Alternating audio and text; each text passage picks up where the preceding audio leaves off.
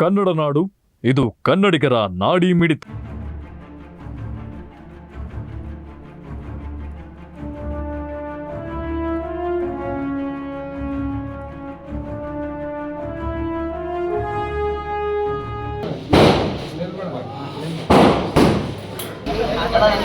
ತಮ್ಮ ವಿಶ್ವಾಸಕ್ಕೆ ಯಾವುದೇ ಚ್ಯುತಿ ಬರಲಾರದಂತೆ ಭಾರತೀಯ ಜನತಾ ಪಾರ್ಟಿ ಅಭ್ಯರ್ಥಿಯಾದಂತ ಬಂಗಾರು ಹನುಮಂತ ಅವರನ್ನು ಗೆಲ್ಲಿಸ್ರಿ.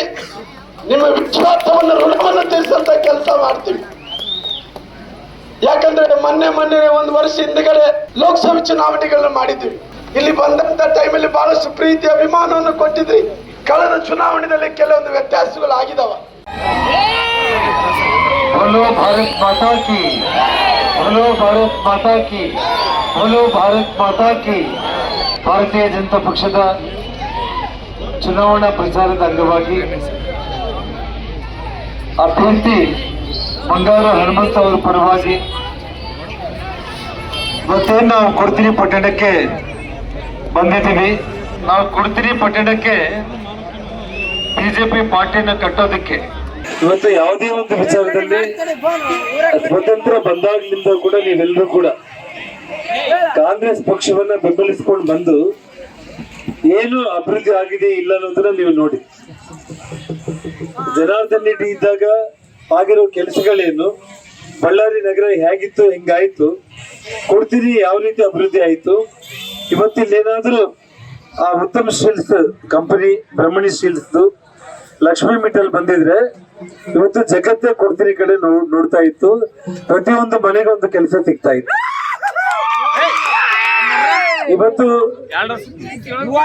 14 ವರ್ಷಗಳ ಹಿಂದೆ ನಾನೇನು ಇಲ್ಲಿಂದ ಹೊರಗೋದ್ಮೇಲೆ ಯಾರು ಕೂಡ ಇಲ್ಲಿ ಫ್ಯಾಕ್ಟರಿಗಳು ಮಾಡುವುದಕ್ಕೆ ಧೈರ್ಯ ಮಾಡಿ ಮುಂದಕ್ಕೆ ಬರಲಿಲ್ಲ. ಯಾಕಂದ್ರೆ ಇಲ್ಲಿ ವಾತಾವರಣ ಕೆಟ್ಟೋಯ್ತು. ಕಾಂಗ್ರೆಸ್ ನಾಯಕರುಗಳಿಂದ ಇಲ್ಲಿ ವಾತಾವರಣ ಕೆಟ್ಟೋಯ್ತು. ಅವರು ಯಾವತ್ತೂ ಕೂಡ ಅಭಿವೃದ್ಧಿ ಪರವಾಗಿಲ್ಲ. ಅವರು ಅಣ್ಣ ನಾನು ಎಲ್ಲ ಮಾತಾಡ್ತೀನಿ ಕೇಳು, ಅಲ್ಲ ಆರಾಮಾಗಿ ಕೇಳಿ. ಇವತ್ತು ಕಾಂಗ್ರೆಸ್ ಪಕ್ಷ ಯಾವತ್ತೂ ಅಭಿವೃದ್ಧಿ ಪರವಾಗಿರಲ್ಲ.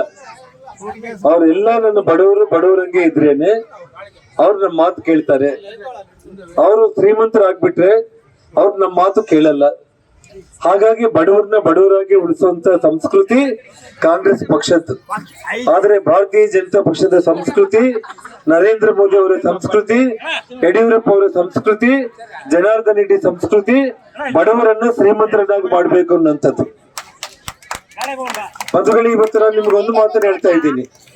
ಯಾರೇ ಆದ್ರೂ ಕೂಡ ಫ್ಯಾಕ್ಟರಿಗಳಿಗೆ ಯಾರಾದ್ರೂ ಲ್ಯಾಂಡ್ ಕಳ್ಕೊಂಡಿರುವಂತವ್ರು ಇದ್ರೆ ನಿಮಗೇನು ಹಣ ಬಂದಿದೆ ತಾವೇನು ಇನ್ನೂ ಜಾಸ್ತಿ ಹಣವನ್ನು ತಾವು ಬಯಸಿ ಕೆಲವೊಬ್ಬರು ಲಕ್ಷ್ಮೀ ಮಿಟ್ಟಲ್ ವಿರುದ್ಧ ಕೋರ್ಟ್ಗೆ ಹೋಗಿ ಸುಪ್ರೀಂ ಕೋರ್ಟ್ ಮಟ್ಟಕ್ಕೆ ಗೆದ್ದಿದ್ದಾರೆ.